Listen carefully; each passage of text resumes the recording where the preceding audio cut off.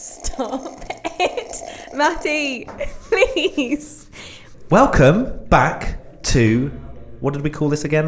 What was this place called? The Vroom Room. No, that was the Vroom Room. This is Oh. the... Vroom Room 2.0? Something like that. I mean, it is better.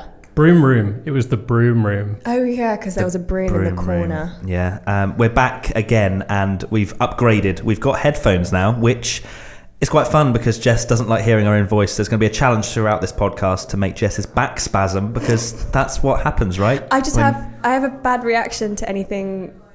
What is it? To hearing your own voice? No, what's ASMR? ASMR, yeah. I just, Okay. it sets me off. And Yeah, no, it'd be a don't, please. Let's So not. today is an Ask Us Anything podcast where we put out on Instagram, on social media, any questions for us guys, our upbringing, that's a bit weird. You know what I mean, our past, and what we've been up to and the future, the present, the past, the standard, whatever. Time. Today, Alternative yay! timeline. Yes, the timeline. And I think if we're going to be starting with the WTF1 timeline, it begins with the birth. You had to go through labour, didn't you, Tommy, to create this child? Yeah, it was a 9-month period where I think you were 9 months in labour. that too. So I guess if you want to know the start, I started it in 2010. I think a lot of people, probably a lot of our YouTube audience as well, maybe only think it started when we started in 2017, was it? With the YouTube, channel? yeah, a lot of people do think that. So No, another 7 years. 7 years I was plugging away with it on my own. And let's give Nicola.Jordanov.5283. So a specific question on it. How did everything start and whose idea is the creation of this show? Show. More like, worldwide sensation, I'd say, but it's fine, whatever. This whole thing, well, yes, it was my idea, as Matt always, As I always call you, the founder. Right, yeah. yep. So I founded. God, that sounds great with headphones on. Sorry, carry on. I founded WTF1 in 2010. It started off as a Tumblr page, and should probably address, because I saw a few questions that a lot of people ask: are you F1 fans, or how big of an F1 fan are you, and stuff like that. No, we hate it. Absolutely hate it. Can't stand it. Thought, Prefer hockey. Yeah. But yes, I started it because I was a huge F1 fan, and realistically nothing more than that. I didn't start it because I thought, yes, this is a great business venture to no longer have... Well, back then you couldn't make money from memes, could you? Like, it's not like a... Well, even in the early days, when I think a lot of people have this perception online that when you've got like 20,000 followers, everyone thinks you're like a millionaire. No. And the reality was making £3 Google ad money a day. The struggle. Yeah, the struggle is real. The reason I set it up was because there were no F1 sites that I thought did what we do now in terms of bring a personality into it. I was a big fan of other websites. I used to love this site called Geekology, which was just like a tech website and stuff. But I loved the way the guy wrote. I love the way the guy wrote all these articles, and it was really tongue in cheek, and it was just a funny blog, I guess. So have you heard of Geekology, Jess? Is that No, never. No, it sounds scary. I don't even want to visit it. I feel like I would be just blasted with information. It's kind of just like silly viral videos and random tech things. Is it still going to this day? I think so. It's not as big. We're bigger than it now, which is quite cool. So, But so were you aware of, because obviously in today's day and age with social media, there's so many ways for anybody to start making content. But back then, I guess it was less of a thing.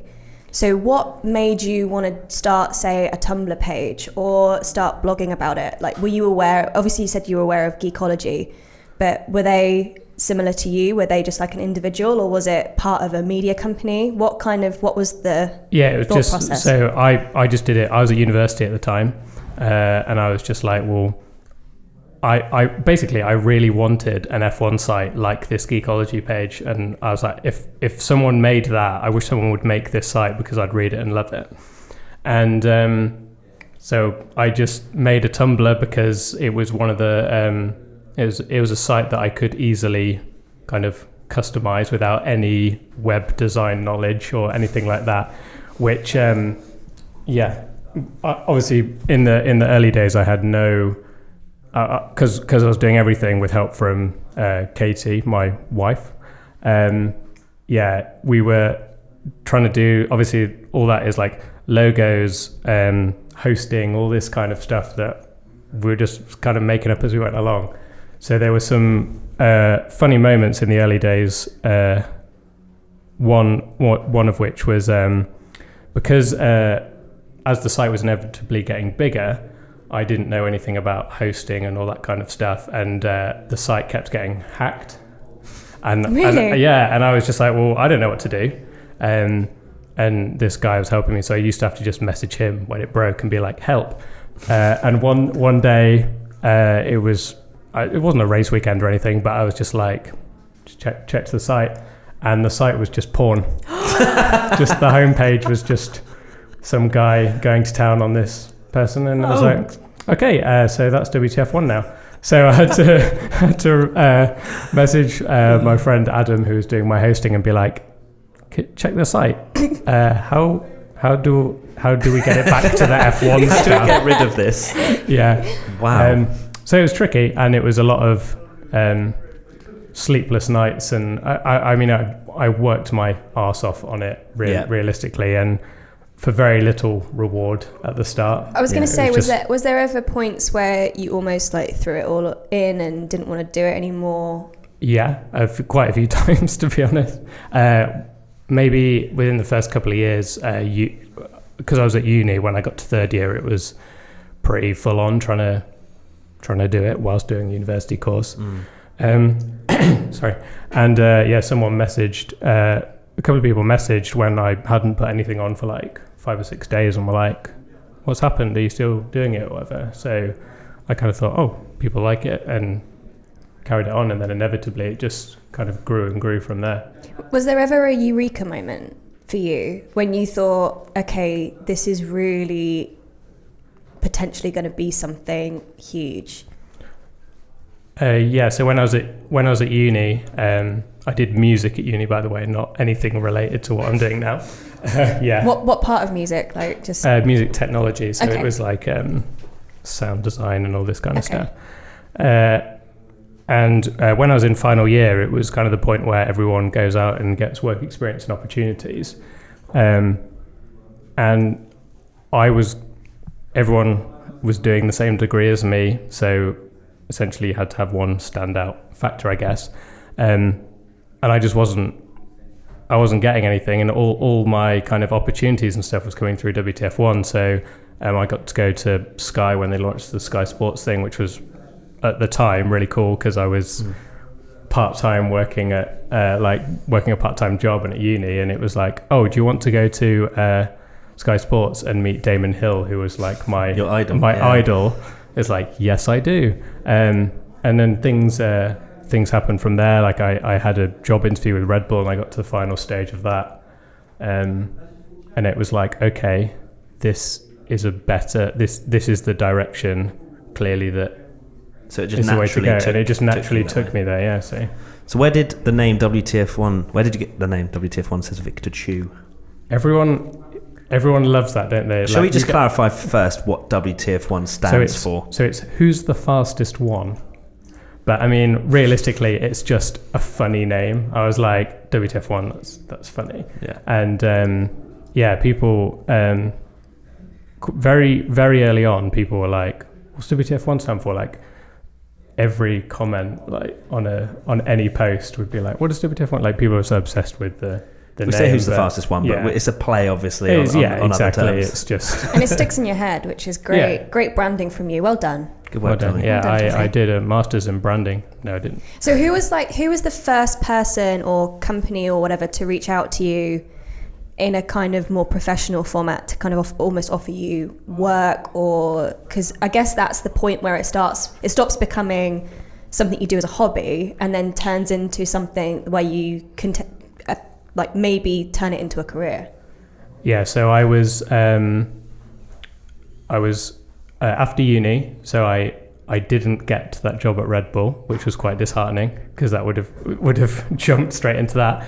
And even more disheartening was I ended up just working in retail for like half a year or something.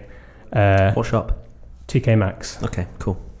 So I was working at TK Maxx like part-time, and also getting like crazy opportunities to kind of do like go to Sky and do these kind of things, which was cool.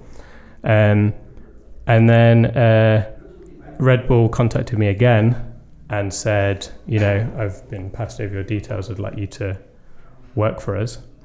So I started freelancing for them, and then that allowed me to go full-time freelance. So I was working a lot for Red Bull, doing Which is how you got verified. Doing their not bitter, it's fine. Doing their website and stuff, and social media and all that. And then because I had that free time and I wasn't doing a normal job, that's where I could put a lot more effort into WTF1, and then inevitably it grew a lot more because I could. I mean, when it started, it was like one post a day, if that, because it was a lot to manage. Yeah. And that's when it went. I think we had like 20,000 Facebook likes or whatever, and then I think it got to like 100k quite quickly when I was just doing it. More effort, put more effort into it, more time. So. Well, any more funny stories? Because you mentioned there was a few that I didn't know or Jess didn't know that came from the early days. Yeah, I mean, it was mainly just like a lot of porn screw hacking. ups, porn hacking. There was one point where we're trying to move over the new stuff, and I somehow managed to delete every article I'd ever done on WTF1, all the pictures, all the formatting, and thank God this guy got it back for me, because how did you manage that? I basically we're moving over stuff, and then after it was hacked or something, I think I needed to back it up and then delete everything, and my brain went delete everything, and then back it up. I can't remember. Yeah, I can't remember how, but I remember just going, where is everything? Oh, and I bet that was a time where you went, oh no.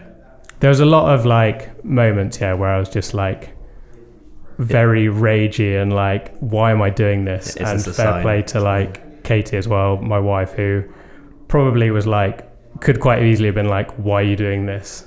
Because like you say, you'd stay up till midnight doing stuff or whatever with a part-time job, and then you're like, oh, I made £1.50 of Google ads today, yay. Did anyone ever tell you were mad and that this was never going to be like get a proper job, essentially?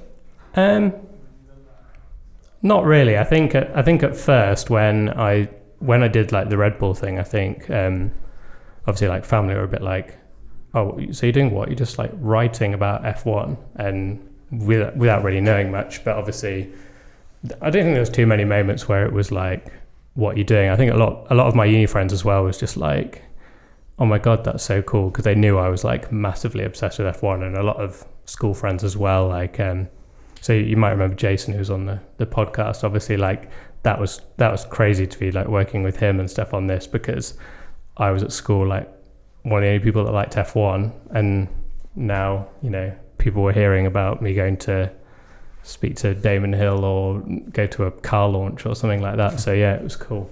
And then the first race I went to as media was Austria in 2014 when they first launched it, and that was really cool and a bit like daunting, because obviously being the fan that was just like being essentially the nerd at like Silverstone waving flags and stuff, and then being in the paddock like, oh my God. Yeah, which you still get to this day.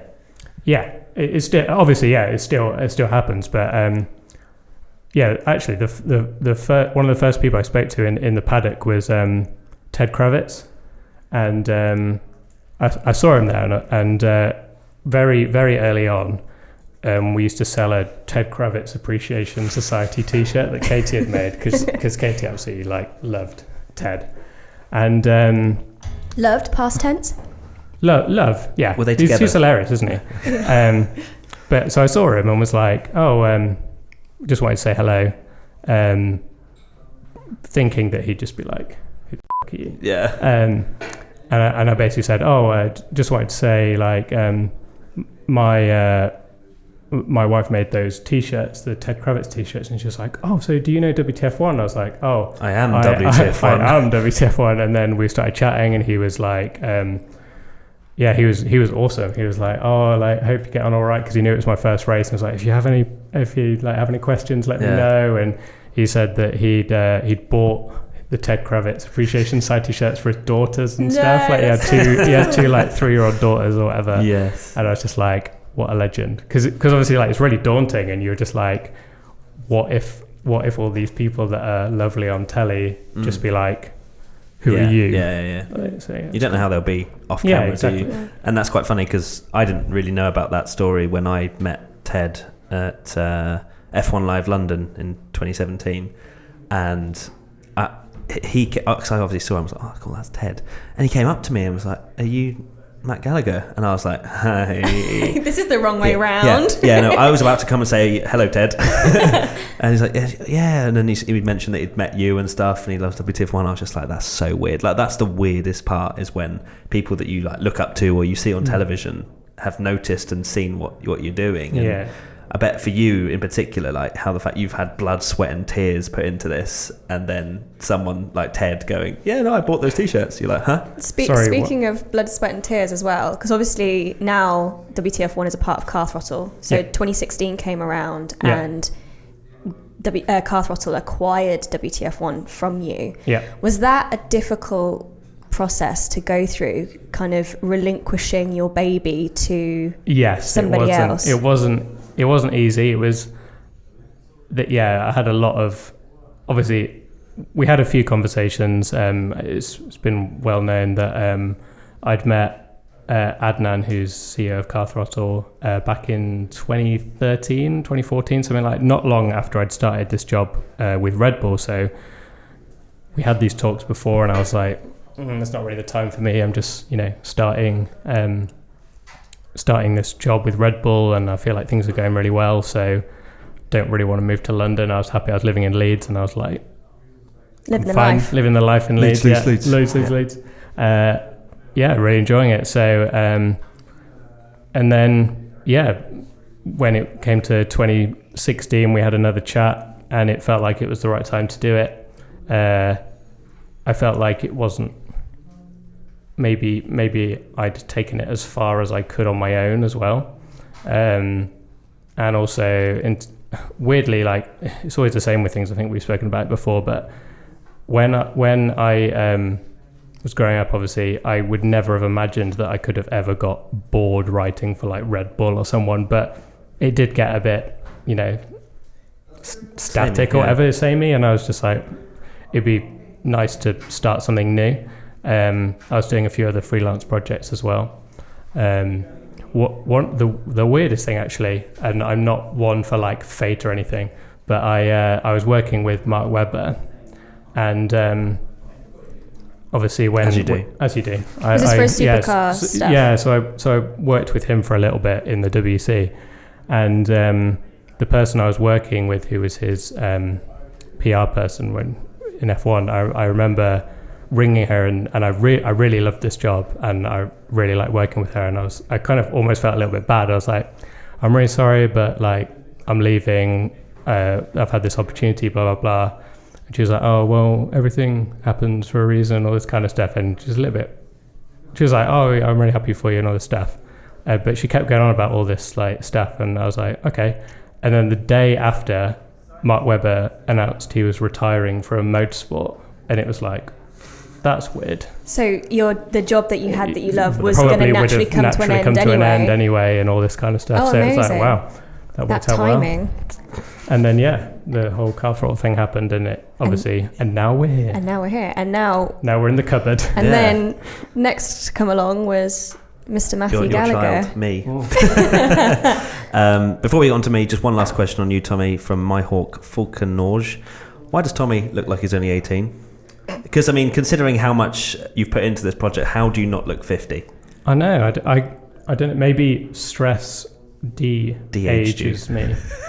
I don't know. I think that's definitely the opposite for Yeah. most other Yeah. people in the world. Everybody. That's different. Every comment, like in the early days of the podcast, was like the kid with glasses. It's like I'm 30 next year. 30 years old. 30. Look at this face. 30 years. You make me sick. Still get ID'd for everything, don't you?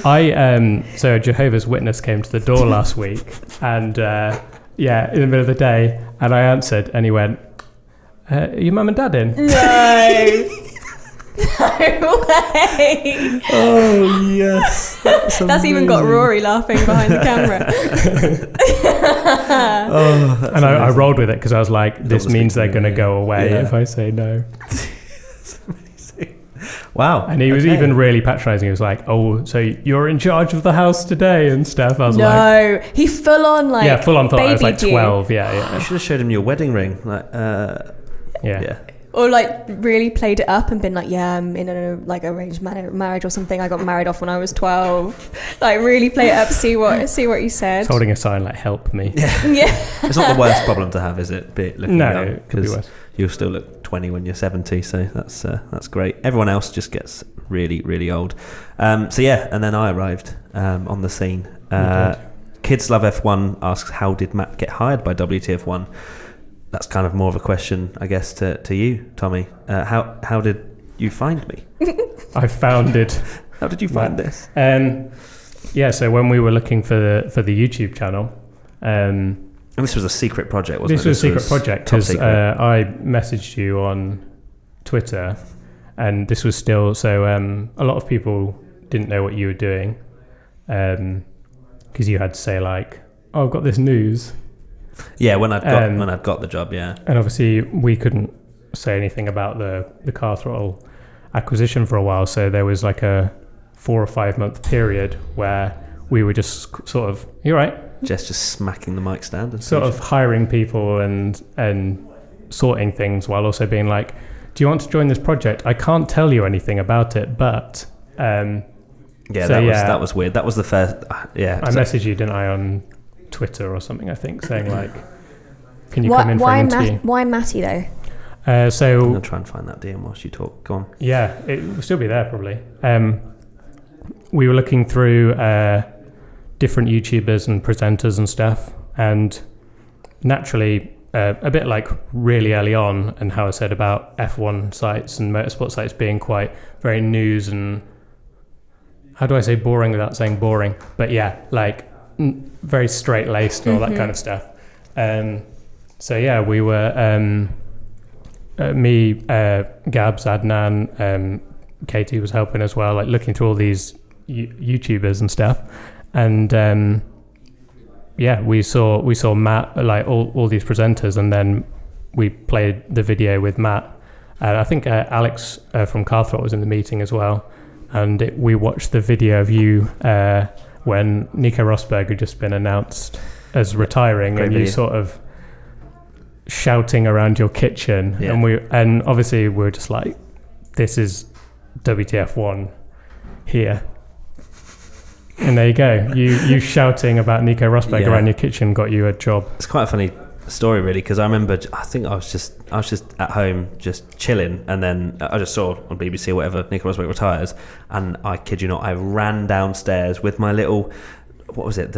What's that camera? The little one? G7X. G7X one. Yeah, that's it. And I ran downstairs with my camera, plonked it on the bookshelf, and I was like, 5 minutes of that, ran back upstairs, uploaded it, literally like hardly any editing or anything like that. I was just like, I need to get this out now. And it went reasonably big, and obviously you guys saw it and whatnot. And it's weird to think that out of all those videos I used to do on my old channel, that was the one that you were like, Matt's WTF1, because, that was probably not the best content I've ever made. But I guess you kind of saw the kind of personality that... Yeah, saw the personality and how it would, it would be molded. Obviously, we took a while to find what we're doing. Like your first shoot was that. I know this triggers you so much, for that Lotus shoot where it was like, okay, so we don't really know what we're doing with the YouTube channel.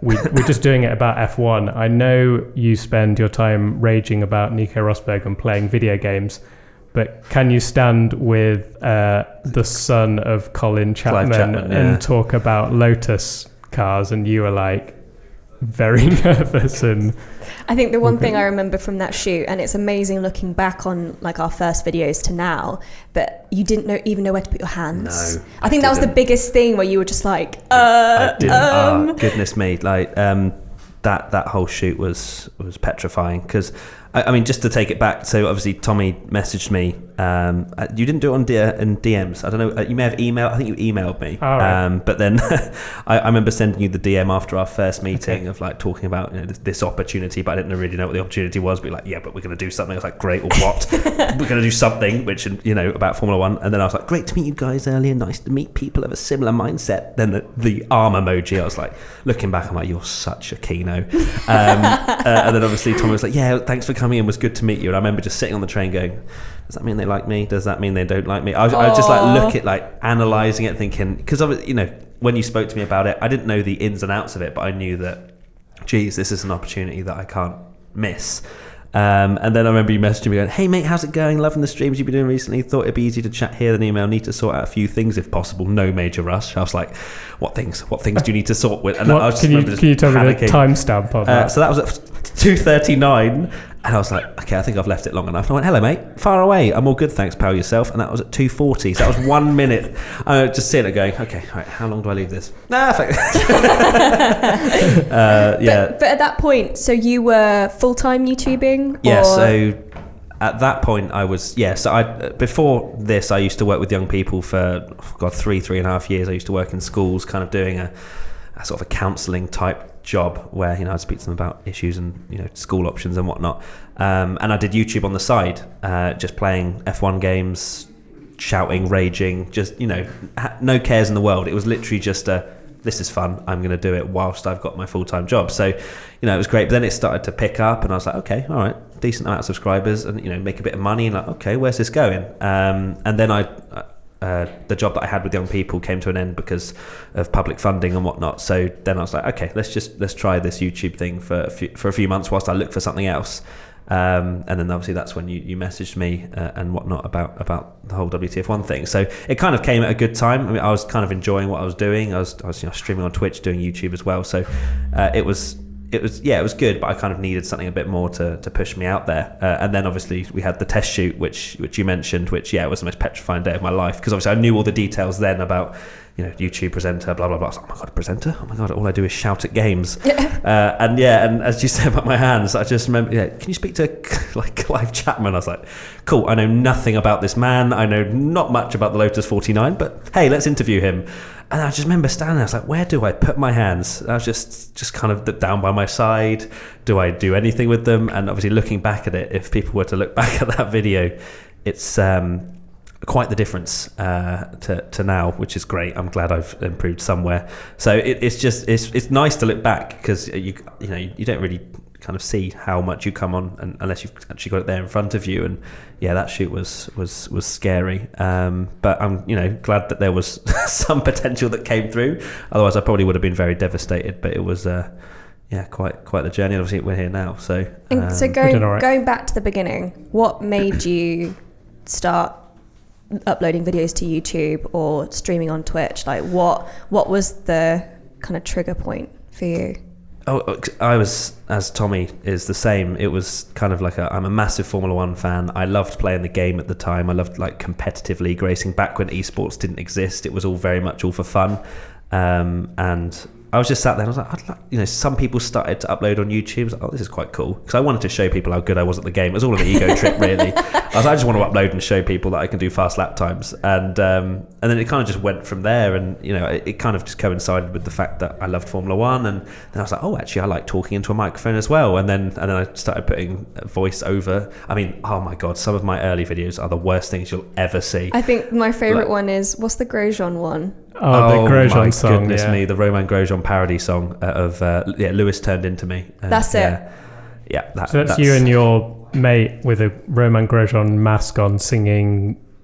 The Backstreet Boys. I want it that way, in the style of Lewis Turned Into Me. So literally just sat down, changed all the lyrics, and then my friend Jody, he was like, yeah, I can film the music video for you. I was like, this is going to be dreadful, but yeah, sure, because I don't know what I'm going to do with it. And then he made a Romain Grosjean mask, sat in his bedroom and just started like it is one of the worst videos ever. But people still to this day message me about it. Oh, Lewis turned into me. Oh, has anyone seen this? Oh, old school XMAG and stuff. And it's crazy to look back on, because that was all just for innocent fun. I never thought I'd get more than 10 views. I just remember the first time when I first launched my channel, and obviously no subscribers, no one knew who I was, and I was on forum after forum after forum, just copying, pasting. Oh, have anyone seen my hot lap around America? Oh, just really geeky. But I was just like, okay, oh my god, I've got 10 views. 10 people have seen me.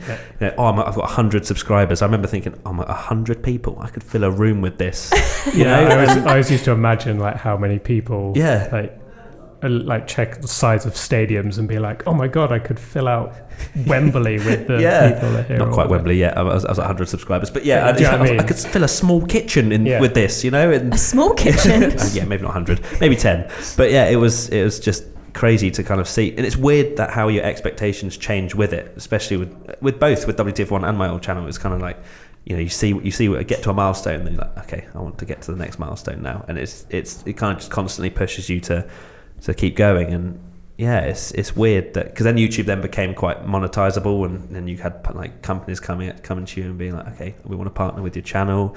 And then I'm sat there going, I don't have a clue if this is a good or bad deal. There's a massive contract with 100 pages. Do I read all this? Do I just sign? And it's those kind of things that you're not used to at all, and it just throws you in. So it was well, without it I wouldn't be here. So I have a lot to owe to me snapping discs and throwing it out my window and all that good stuff. And a lot of people say, where's the Matty rage gone? And I think a lot of people don't maybe understand that these two ventures are very different. XMAG was very much I just upload whatever the hell I want. There's no repercussions. It's just me. Whereas obviously this is a much more professional outlet. There is still fun. We still have a lot of fun, but there's time and places for rage, and we do have rage, but not in the way of calling people certain words. So yeah, it was. It's been a ride. I can't believe it's been 2 years now since the YouTube channel pretty much launched. So yeah, well, I mean, we were at Autosport doing a video the other day, and that was where the famous Clive Chapman video was shot. So people need to go and watch that, and just let us know what you think, because it was fun. Get that video to 100k. Right, moving on from me. Formula Fangirl has a question for all three of us. What made each of you want to do this as a profession? I think we probably both covered that. But there's one person that hasn't just yet. So Jess, it's probably a good time for you to go. And how did you get your foot in the door? Something's happened to me recently in the motorsport world. So I'm interested to hear what happened to all of you. Well, congratulations, Formula Fangirl, for whatever news that is. But how did you get your foot in the door? That's awesome. Jess? Obviously, my story is way different from either of yours. Are you telling me you didn't play games and throw things out the window? No? I did, but just not in public or on YouTube. Okay. I didn't film it. Yeah, I kept that private. Oh, well, I still do that to this day, but just no one sees it. But yeah, I guess I've got maybe more of a boring way of getting here. Like, I'm not... Okay, cool, moving on. Exactly. No, to be honest, might as well. But yeah, I'd always been a Formula 1 fan my whole life, kind of like you guys and probably most of the people watching or listening now. And it never occurred to me that I could get a job here. I always thought, like, wouldn't it be cool if I could do something in F1? But I didn't know what I was good at yet. Or kind of what my expertise could be.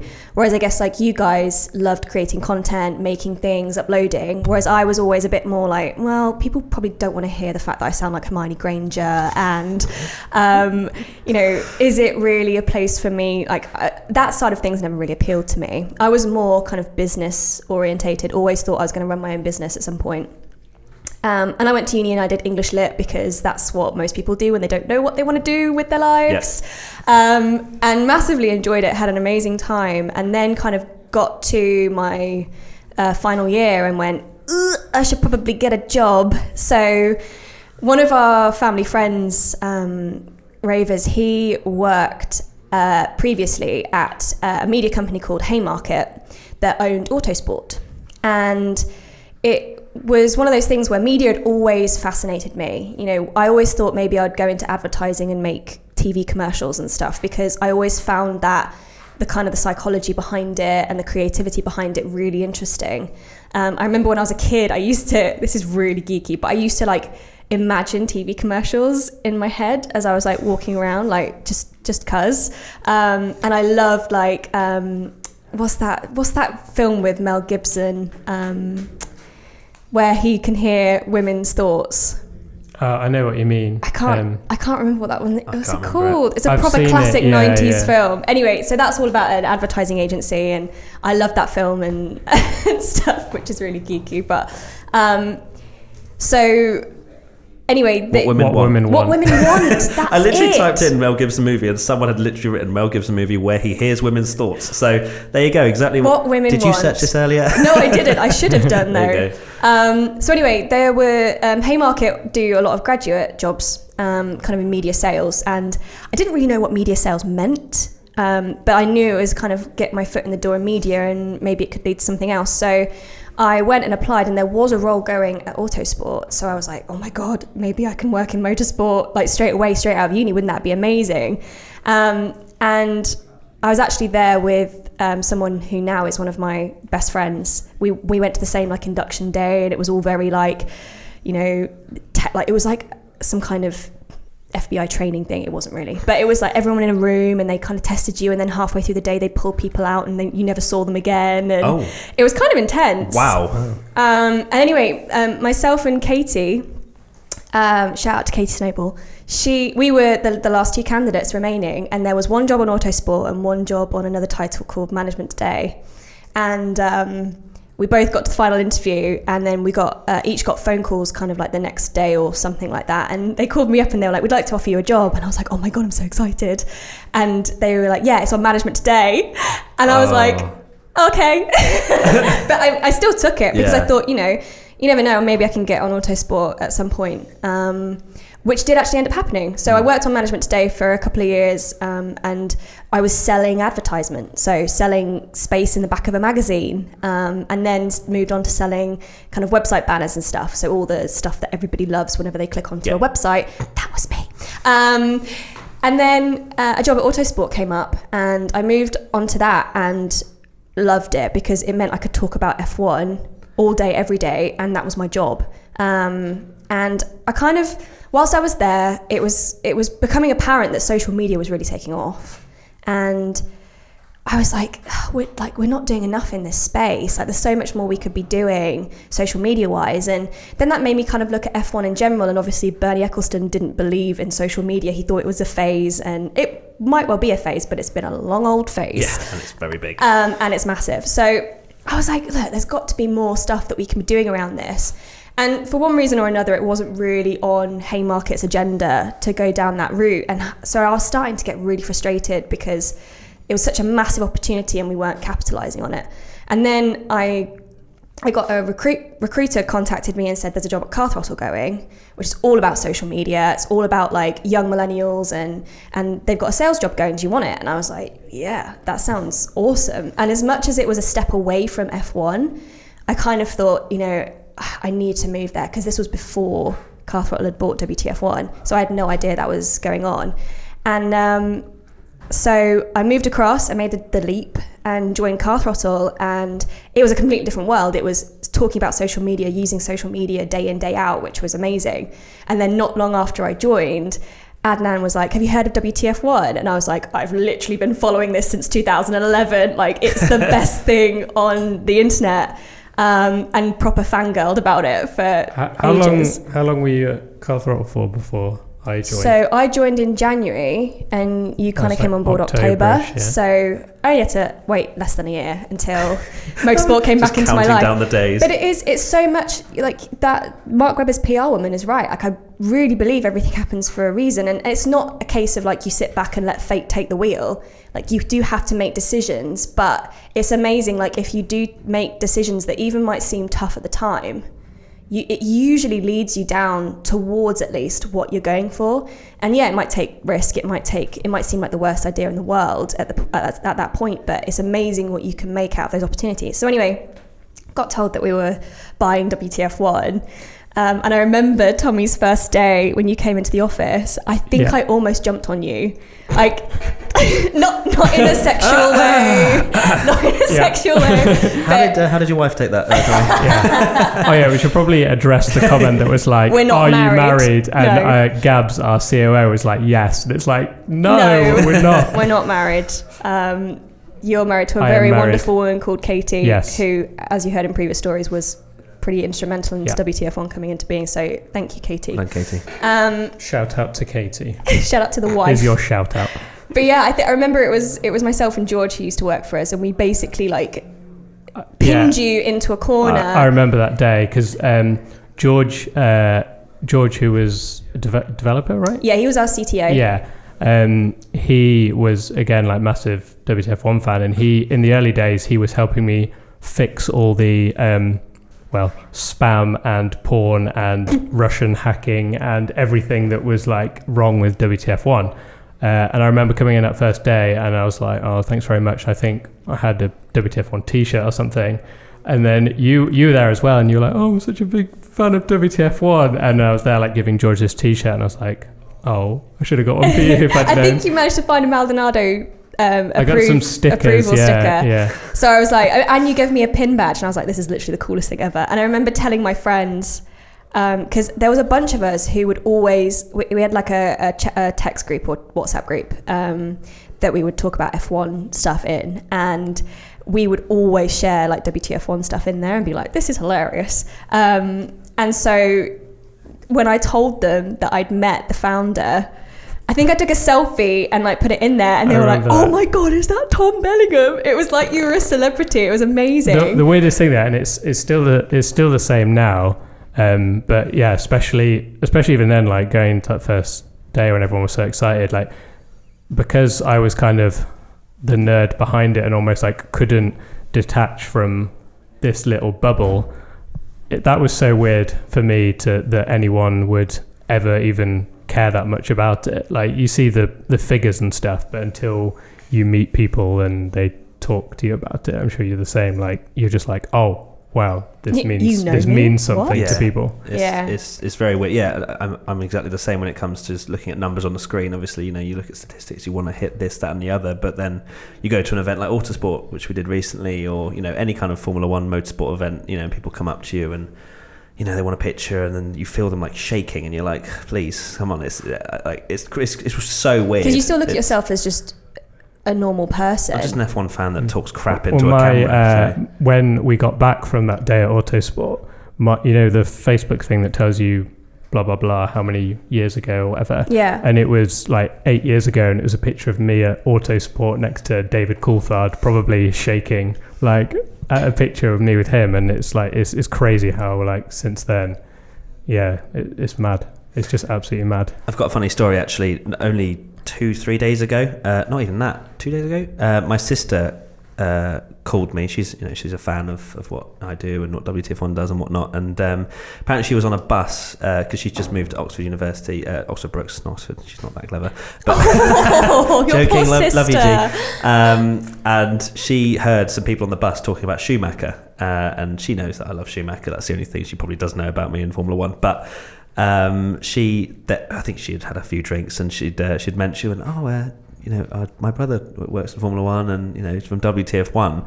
Apparently, they all just lost their minds. They were like, "Oh my god!" Blah blah blah. They Georgina was telling me. Then she rang me, and I was like, "Hello," and she was like, "Yeah, oh my god, there's these guys on the bus that love WTF1. Apparently, one of them can't even breathe. Can you speak to them?" And I was like, bit weird, but sure, okay. And then they passed them over like, "Matt, oh my god, this can't be real." And I'm just sat there, I think I'm in my like boxers, just like, "Hi, yeah, how are you?" I was going to say, do you have a catchphrase? I can't. Do you really? I guess there's not really anything like, really "Hi, I'm Matt. We're WTF1." We're out. You should have said that to them and see if their minds were blown. It was just so weird. I can hardly breathe. Oh my god, I love WTF1. One of them messaged me at 5 to 4 in the morning after a great night out, clearly, and then something like this essay of like how much he loves WTF1. Aww. And things like that. I'm just kind of, obviously I'm so appreciative, and it just blows my mind that people get so worked up over what we do. And like Internet's Best Reactions is obviously a huge series that people mention quite a lot, and it just like for you, obviously with the you actually created the whole thing, and it's like the YouTube side as well. The fact that people are so invested in what we do is insane. Yeah, I think without skipping too far ahead, because that will probably come up later, but yeah, I remember when we went to Baku, and that was, what has it been, like a year since we kind of started the YouTube properly, and I remember just walking around and like people were like saying hello to like me, you and Ali and stuff, and like I remember like Ali got like someone asked for a photo with him, and we were just like, oh my god, this is crazy. And then we were doing the grid walk, and someone just shouted my name, and I was like, oh, hi, you're right. And it's like, yeah, can I have your autograph? And I don't have an autograph, and I was just like, that's exactly what you want my autograph? And like they're giving me this cap that's signed by like F1 drivers, and I'm like, okay. But it's mad. It's like insane. It was really weird. And I remember you coming up to me like, we're in Azerbaijan, and there's these kids like going crazy for WTF1. It's awesome. It's so cool. And I think a lot of people maybe, and it's probably just because of the way it is, but like WTF1 as a brand, you know, it kind of, that's what a lot of people see. They see me on camera and whatever, and they don't really just realise that maybe if you were to strip it all back, that we're just F1 fans that are so passionate about the sport, and we want to share whatever our opinions and whatnot. And I think it's probably quite hard to... Yeah, that's what it's always been, like from day one, and that's why like you guys doing it is so great as well, because we're all F1 fans. Like the whole point of me like writing it on those Tumblr things was, it's not written like an essay or a press release. It's written like, I'm the nerdy F1 fan like you that's kitted head to toe in merchandise and waving a flag at races. And this is my take on it. Yeah. Whereas a lot of people may be hired to write about Formula One that maybe aren't as big of a fan as we are, and maybe that's sometimes when we get in trouble, when we're almost too passionate about things or too opinionated. But that's what we are. We're F1 fans, and that's kind of where we'll always be. Isn't there a question on there about, does it kind of, working in F1, does it spoil? Yes. Here we go. Right. Okay. I've found it. From Chris O'Brien, Brian, does watching motorsport for your job change how you view motorsport?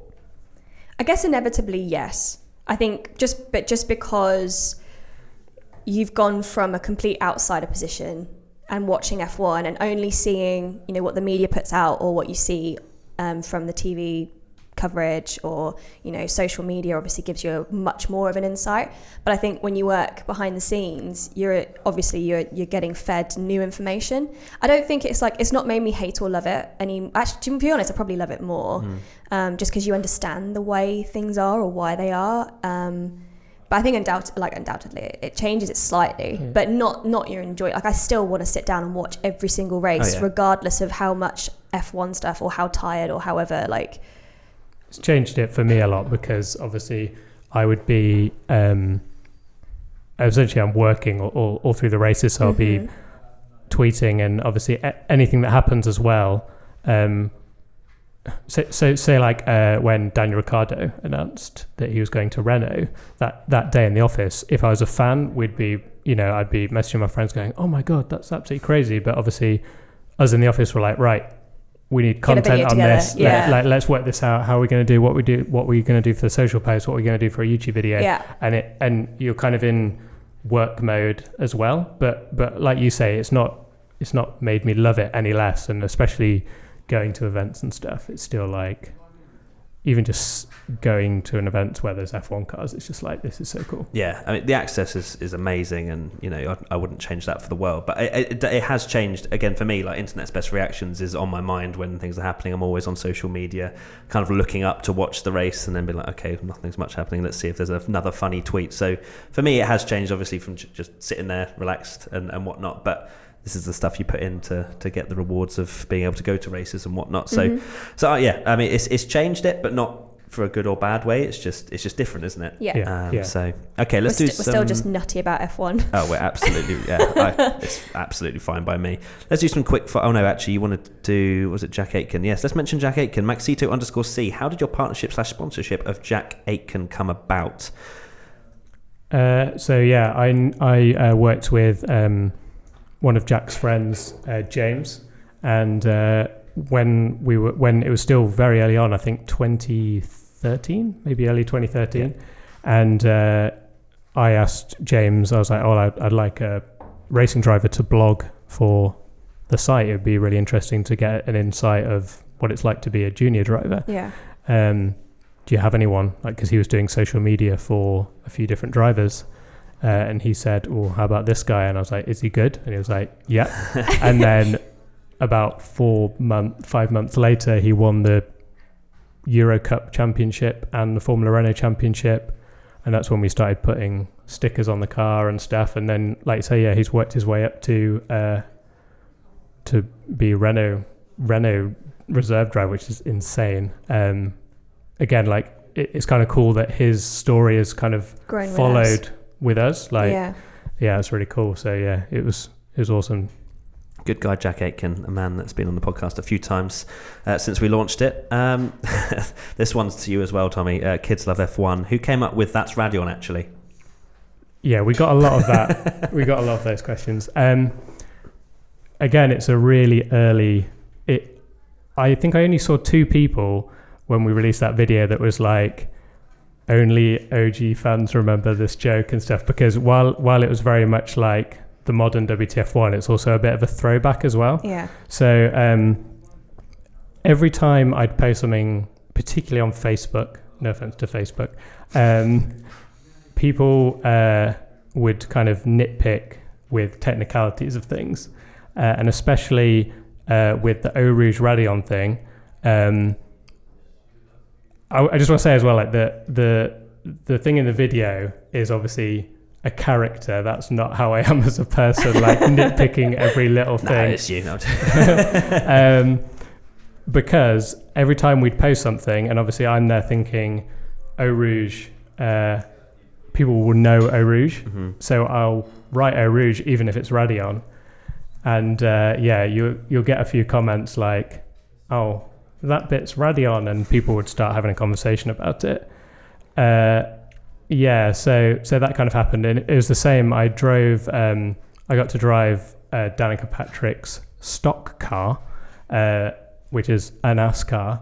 But when I obviously naturally I don't think of stock car. I don't see a stock car as a NASCAR. I just said I've driven a NASCAR. Yeah. And everyone's like, well, you've not driven a NASCAR because that's like, again? Yeah, it's like that's saying like you drove an FIA. That's the governing body of stock car racing. That's a great and but obviously I wrote NASCAR because I was like, people will understand what I mean, but there was always that little audience. So then obviously when we did Gorilla Grandstand, I think we'd made a few jokes on it recently, and you were just like, I want you to be that guy. Yeah.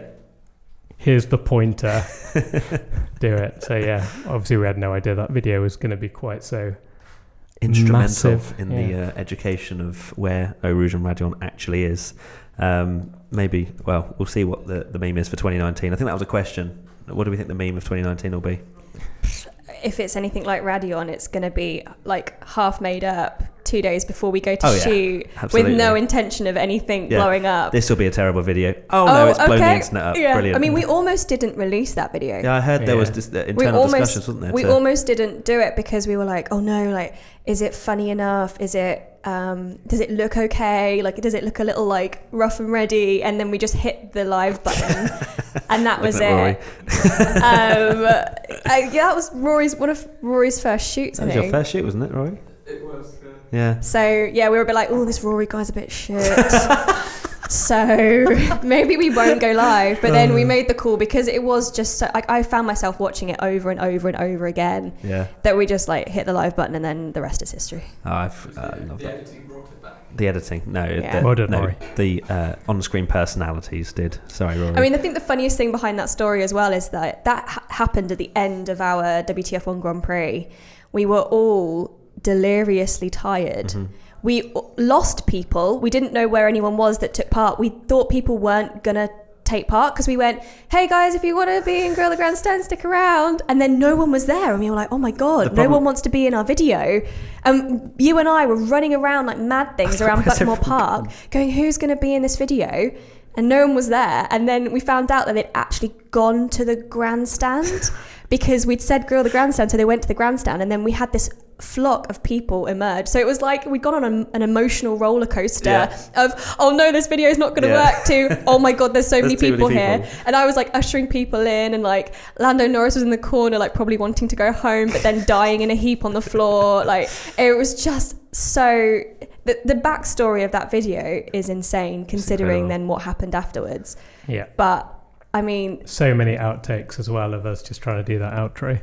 So, yeah. It was like 20 minutes. How'd you find it? Yep. Quick answer is we have no idea what we're doing. Yeah, basically, if we're delirious, that's when the viral videos will come. Exactly so, that. So we're just going to work you to the ground. You're not going to have any off time. Like, it's fine by me. Cool. If it creates the content, that's great. Look into the future very quickly before we get into a few quickfire random questions. Holvard Trigizet. What do you see? This is actually quite a funny message. What do you see the project of WTF1 becoming? Doth there sleepeth a fantasy of a new media takeover of the coverage of F1? Outrageously dreaming here, but maybe an end result being that when terrestrial television gets outdated, you could fetch a license and do coverage on a streaming platform. Shocked face. Or perhaps some of you harbour a secret wish of being one of the next generation F1 pundits. Where's WTF1 going? I guess, you know, the sky's the limit. We're here to make sure that fans have a voice in F1, coming at it from a different perspective from a lot of other media sites, which equally have their place in F1. We think we have ours too. So, if we can do more things and work closely with racing series like we already do, like we've got amazing partnerships with World Rallycross and Formula E, to kind of like, our mission is to make motorsport accessible for everybody, so that you don't have to have somebody as your gatekeeper into F1. You can just discover it for yourself and have the confidence to like it, because motorsport can be quite confusing and there's a lot of jargon and terminology, and that's where we want to be. So if that means that we can get to that level where you never know what's going to happen. There's been a lot of change in especially F1 in recent times. So we're always looking for, how can we do this better? How can we be that voice for fans? And so that's what's going to keep driving us forward and keep us here. And, we're always looking for input from our fans about what they want, so that we can then go out into the world and kind of try and make it happen. We had an incredible year last year. I seriously look back on it and I'm like, how did we really do all this? But, each year just looks like it's going to get better and better. And if we can produce the best content for the fans, then mission accomplished. It's funny you mention about helping people discover F1, because a lot of people wanted to know how we got into F1. And I'm assuming it's all the same. It was just like my family. Yeah. I grew up in Brixworth as well, which is just north of Northampton, which is where they produce the high performance powertrains for now Mercedes, but it used to be Ilmore Engineering that did mainly McLaren. So everyone in my village was either working in F1 or around F1. So I was lucky that it was inevitable almost, and luckily my family liked it as well. But we were just saying, there's not many stories where somebody hasn't introduced you in some way. I just saw an advert for an F1 race, and then me and my mum and dad started watching it, and then literally we were just hooked ever since. Yeah. And my dad was, it still is, really into F1, and I was just plonked in front of the TV at 3 years old, and that was it, shoe me for life.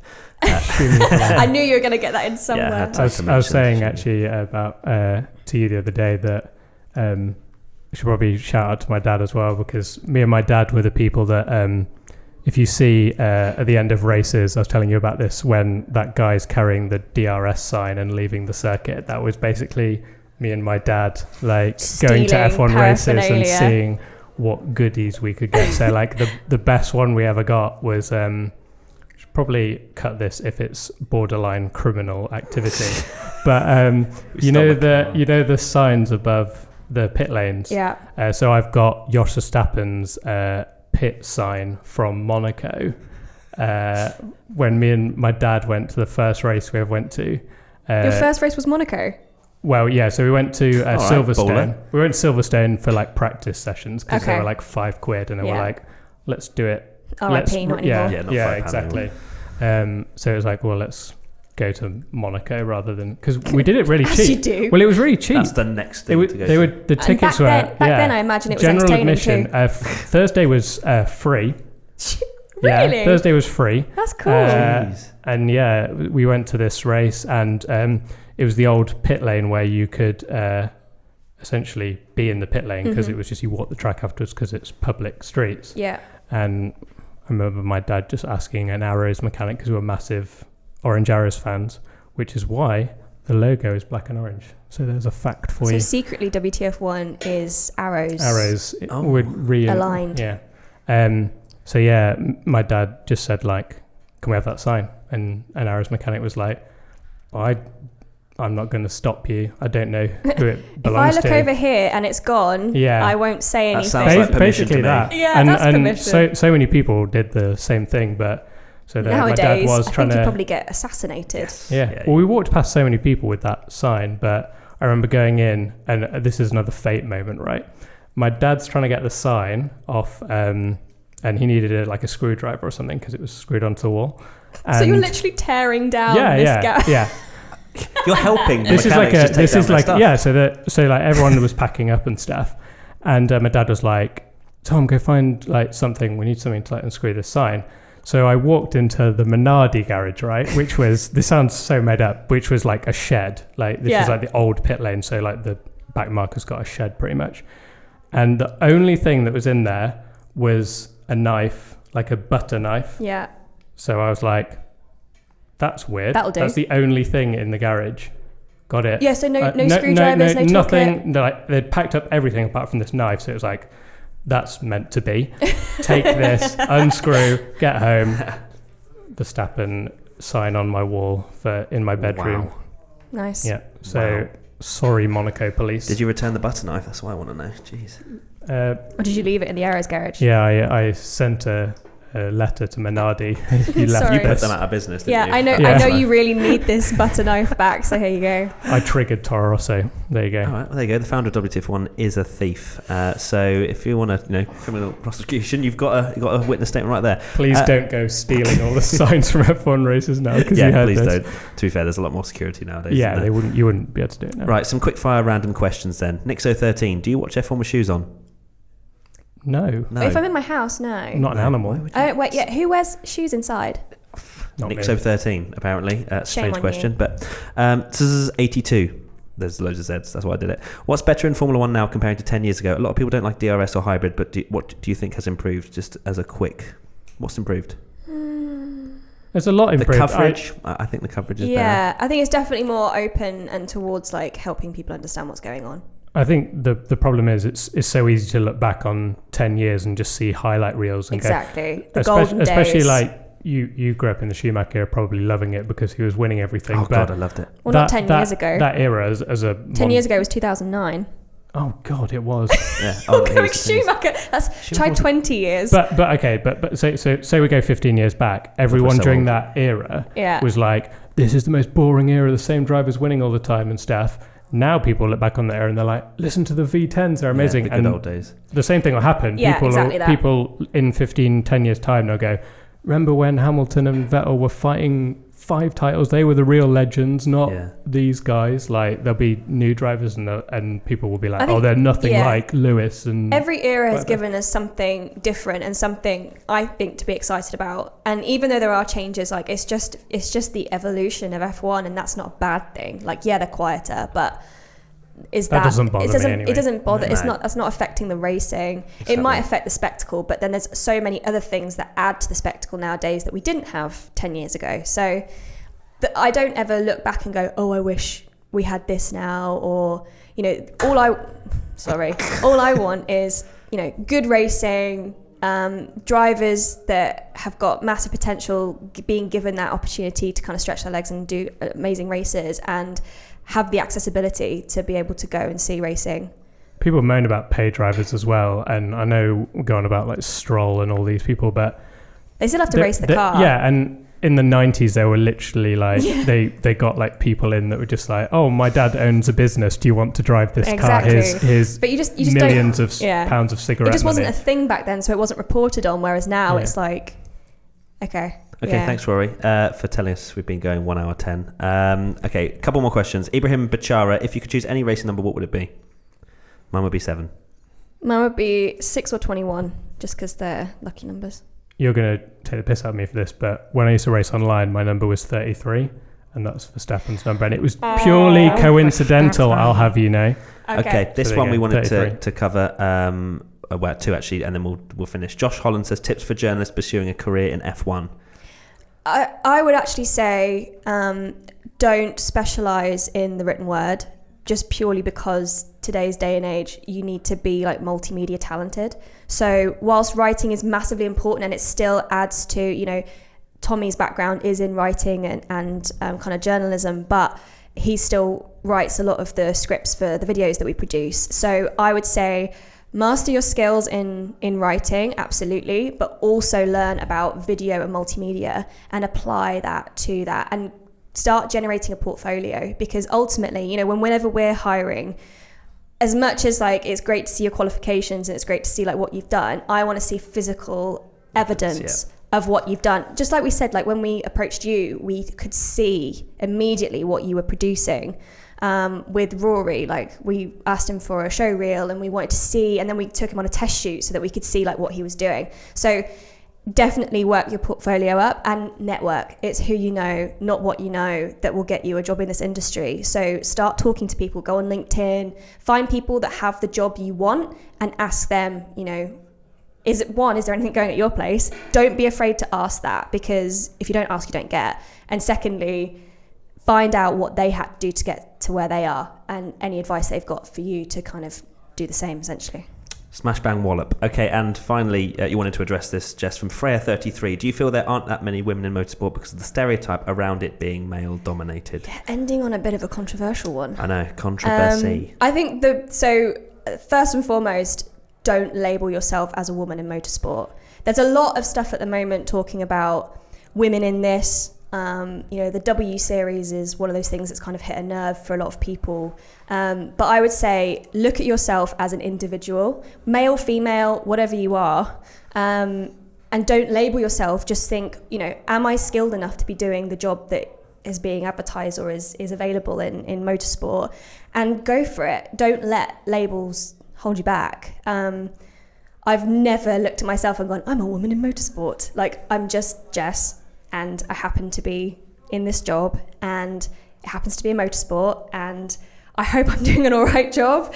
But that, I'd say, like, first and foremost, like, don't apply labels, because you're already like setting yourself up for a fall.